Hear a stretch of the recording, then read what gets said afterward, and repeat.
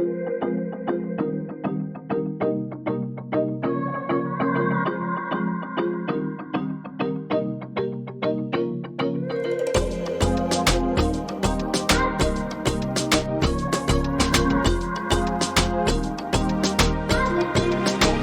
counties, they are now in a situation where they just lost out on a hell of a lot of tax revenues over the past 3-4 months. So they're all trying to reach out and see, okay, well, what can we do to regenerate? What can we do to accelerate those revenues? Forcing a lot of the local jurisdictions to take a really hard look at it. When you look at it, it's tax revenues, it's job creation, it's one of the best stimuluses you can have. When we talk about job creation, you don't need to create an industry. It's already created. It's already creating itself. All you need to do as a government body is recognize it.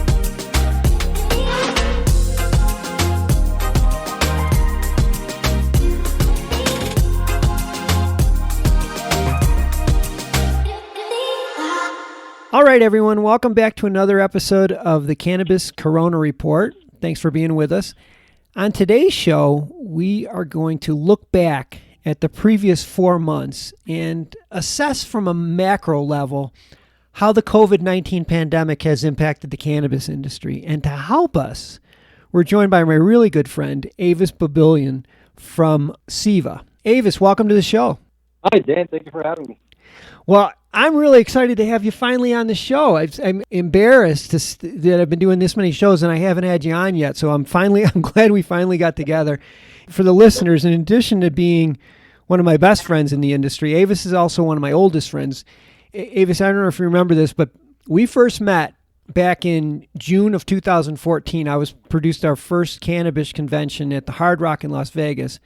And I'll never forget, I was super stressed. Everything was super mixed up, tons of mistakes, and you were about ready to give a presentation. But before you did it, you came walking up to me, and I was like, "Oh my gosh, what now? What's next?" Right? And you just said to me, "You go, Dan, I want to introduce myself and let you know how much I appreciate you putting on this show." And I was like, what a really cool thing to do. And I don't know if I ever thanked you, but that was a game changer for me. So thanks. No, absolutely. In fact, it's one of the memories that I cherish. It was a really great experience. It was one of my first conferences and trade shows I was exhibiting at. It was really great. It was one of the best relationships. Well, I remember when you eventually went up on stage, you absolutely mesmerized the audience. Even back then, SIVA, you were one of the premier cannabis consulting groups. You have been responsible for winning businesses, licenses in more states and probably than any other company out there. Having you on today's show is so important. Your expertise in cannabis is only matched by your expertise in government. And that's kind of where I want to start. If we take a 50,000-foot view of the past 4 months, can you list 2 or 3 of the most important COVID-related changes to the industry that you've seen? Sure. So over the past 3-4 months, the biggest change, the biggest thing was it just ended up being an unnatural reset for the industry over the past several years. As we kept building up the industry, as the different opportunities started coming up, a lot of the conversations were starting to go around, when are we going to have this reset? Things are getting a little bit too big and there's not enough of a foundation built up on it. What the shutdowns did was it just kind of took that portion of it away from the industry and said, yeah, it's now time for a reset, whether or not you like it. So it forced a lot of companies to really reevaluate what they're doing, what line of business they're in. Does it make sense to continue? The larger MSOs, they all started falling like dominoes. No. But the bigger changes were, one, just the whole entire reset across the full supply chain, license, plant touching, ancillary businesses. Another one was, as it relates to the MSOs, it kind of really accelerated their failure, if you will. They were building up a house of cards, and the COVID-19 stuff with the investor confidence and everything, it caused them to reset. Another big thing that happened was a lot of the companies that were just barely holding on, it kind of forced them into a situation to reevaluate whether or not they exited the industry, if they restructured their companies. But then again, the greater thing that happened was it just forced people to explore the different opportunities. And I think the biggest change over the past 4 months has been that mindset. Oh man, that's an interesting perspective. It's almost like it was the bubble burst. That's kind of what you compare it to. It was a bubble burst, but it was forced on us by a virus. Yeah. It was either slowly let the air out or somebody come in with the needle and pop the bubble. And as bad as it was, as ugly as it was, I think in the long term, it was much needed.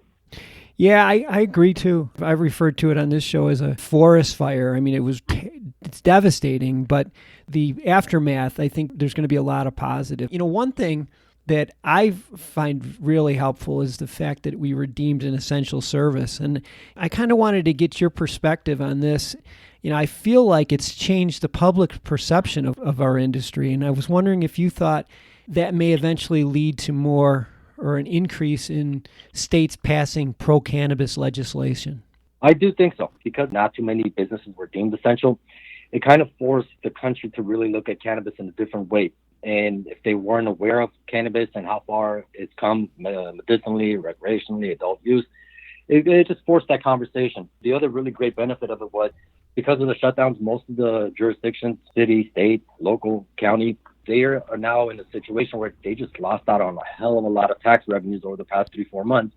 So they're all trying to reach out and see, okay, well, what can we do to regenerate? What can we do to accelerate those revenues? It's forcing a lot of the local jurisdictions to take a really hard look at it. When you look at it, it's tax revenues, it's job creation, it's one of the best stimuluses you can have. When we talk about job creation, you don't need to create an industry. It's already created. It's already creating itself. All you need to do as a government body is recognize it. Well, I couldn't agree with you more. I know that, a lot of the industry sectors are struggling right now. And you know that there's no institutional investors in the cannabis industry. And so most of the money that's come in from an investment standpoint has come in from private investors or cannabis funds. And unfortunately, that's kind of dried up too. I know you help companies raise money, and you also help companies invest money into cannabis. So I have a two-part question for you. What advice would you give companies that need to raise money? And part two would be, what advice would you give people or companies that have money to invest in cannabis? So I think we're going to see a really big uptick in investment. A lot of the investors are sitting home just looking at the industry. They're starting to vet the different opportunities in the industry. A lot of the investment people are starting to understand that you haven't missed the parade. Far from it. This is all just starting out. In fact, a lot of the investments that were happening in the space before the shutdown, they're really just, I don't like to say stupid money, but it wasn't wise money. If you're looking to raise capital coming out of this, understand that the license does not make your business. You got to have an overall business model. Yes, it's an asset. You got to treat it like an asset, but you have to look at it more as an authorization. With that license, now you can do what you're trying to do. License ownership is not the only way to get into the industry. In fact, a lot of people that are successful don't even have licenses. So there's value in having a license. There's value in having an overall business model. The overall business model is a lot more important than you having a license or not having a license. Mm-hmm. If you're an investor on the other side of the fence looking to make an investment, understand that you have a lot of options. Before it was different. It's like, well, if you don't take this opportunity, somebody else will, or we're going to miss the opportunity. A lot of the investors got caught up in pro forma revenues where everything's great, but as we are seeing now, most of these business models were just not appropriate. They weren't thought through. It was more about taking advantage of the hype and capitalizing on the hype than actually executing the business model. So if you're an investor looking at any deal, look at the business opportunity. What is that opportunity? What is your cost of capital? What kind of return are you looking at? Are your projections that are being presented to you, are they all rosy? Does it take into consideration contingencies? I mean, you're looking at the shutdown. Does it take into consideration circumstances and situations like this? So a lot of the investment dollars that really made sense came down to the team that was going to be deploying the capital, the team that was going to be executing on the business model. So you want to look at it more well-rounded as opposed to, oh, here's an opportunity to get into cannabis. Yeah, I mean, those are basic sound advice that apply to every business, but for some reason didn't apply to cannabis a couple of years ago. It was like you said, it was like, if you don't do this, somebody else will. You better do it quick. That's what surprised me with a lot of the investments before. I mean, look, if you're in a position to write a multi-million-dollar check, the kind of checks that were being written, you've done something right in life, in business, to be in a position to write that check. So some of these investments, I'm scratching my head. I'm like, what are you thinking? It's like kind of like throwing all the life experience and business experience you got out the window just because it's cannabis. It's like, it's no different than any other cannabis in any other industry. Don't throw common sense out the window. Let's switch gears here for a second. A lot of my listeners, unfortunately have lost their jobs. Now a lot of them are hearing that entrepreneurial voice is starting to say, hey, let's start a business in the cannabis industry. For those aspiring cannabis entrepreneurs, what cannabis sectors do you see as having opportunities, or where would you tell them to explore? See, I would tell them to explore something that's an extension of their background, an extension of their expertise. And we saw this when we were working in New York and some other states. Let's say, for example, let's say you're a bunch of doctors looking to get into the cannabis space. Well, why would you go into the cultivation space? Besides the fact that you got money and you can go in as an investor, your medical background, all that stuff, it's not really going to benefit a cultivation company. You don't have too many roles in that company.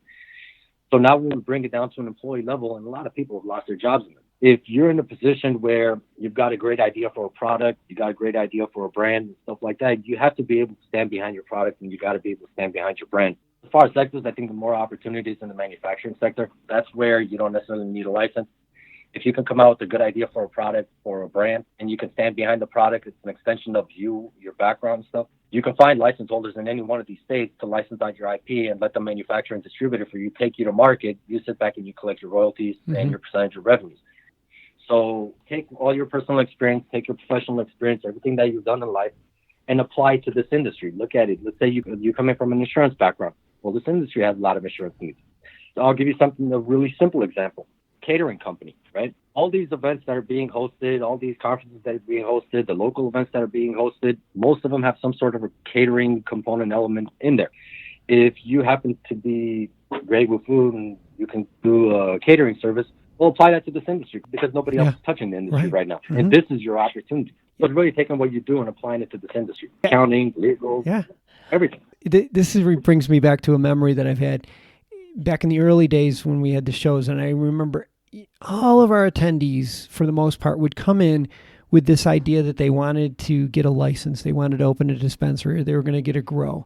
And partway through the conference, they'd be walking across the floor, and you could almost see it in their eyes where they're like, this idea hit them. And it had nothing to do with opening up a dispensary. It was just something that they were already doing that wasn't being done in the cannabis industry. It was huge opportunities. And there still are. There's so many things that you could do that the cannabis industry needs your expertise in. It doesn't necessarily always have to be in a license or a cultivation facility. No, exactly. That's why, like, all my sessions when we were doing those conferences, licensing was almost always a hit because, like, everybody thought that's all there is to being in the cannabis industry. If you don't have a license, you're not in the industry. Yeah. Far from it. No. So as these guys are walking around the halls and stuff like that, it's like all these light bulbs. It's like, oh, I can do that. I can do that. There's a big need for that. Oh, I know. That's what it's about. I know, for sure. And now it's actually easier because you have a lot of history to be able to go back on and say, well, that worked, that didn't work. How can I make it better? It's really all about building a better mousetrap. Yeah.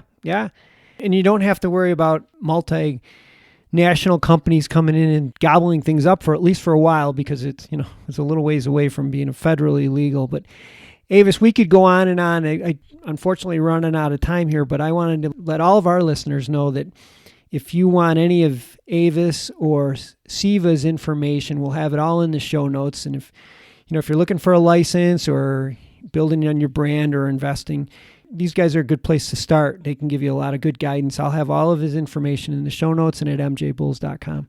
Avis, I'm sorry it took so long to get you on the show, but I'm really glad that we finally got together, and let's do it again. Likewise, Dan. It's been a really long time. Got to get together soon. Yeah. Thanks for doing this. No, I appreciate everything. Thank you.